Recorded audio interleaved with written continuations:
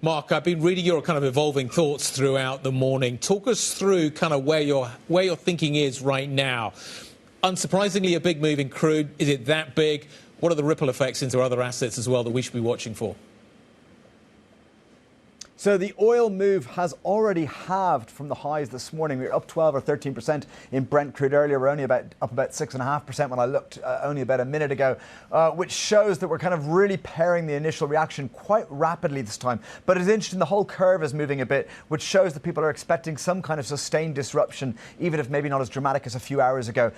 Oil prices much higher is ultimately very good for the US. And I think in context, the initial reaction today was to sell the dollar again. That is the backdrop theme of this year, and shows that will be the macro theme for the very long term. But I think that all those people who sold in the initial reaction are going to be caught offside, because higher oil prices is good for the US. It is a positive terms of trade shock. It's good for US businesses on net because it's the world's largest oil producer. So therefore, I expect a bit of a dollar short squeeze. That does not change the longer term picture that we're in a dollar downtrend, but we could get quite a painful short squeeze in the dollar in the short term.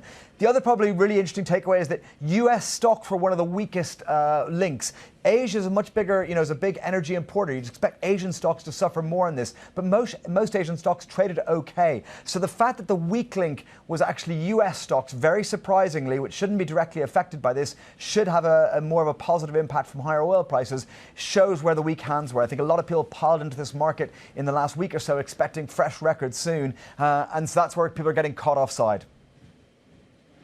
Mark, you've been talking about this possible squeeze higher in the U.S. dollar. We're, 0.4% higher this morning? Put a number on just kind of the short squeeze you're expecting. The dollar softened by nearly 9% since the highs this year. What kind of a short squeeze could we get? Yeah, it's a great question, Valerie. I think it's kind of binary here. And what I mean by that is that, I think that we very easily do another, 0.5%, something small like that, kind of just unwind the last leg down, clean out those weak hands.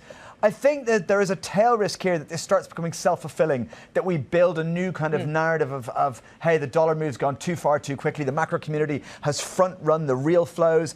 So that, I think it's kind of binary. We either bounce 1% from the lows, or we bounce 4 or 5% from the lows. I don't think it's some middle picture. So it's wondering whether do we kind of get enough momentum that it becomes a self-fulfilling story, and people kind of go, hey, the long-term diversification away from those real flows that are driving that are going to play out over 3 or 4 years. And the macro community has really tried to front run it because as we've talked about a lot in this show, the dollar bearish trend has multiple prongs to it. But I think you really need those real flows to kind of substantiate it. So, yeah, I know it's not a great answer to go 1% or 5%, but I think it's that fact that the trend line might break. You start building momentum, and you get just purely those momentum. CTA advisors have to stop out of the trade, and it starts becoming self-fulfilling and runs a few percent higher.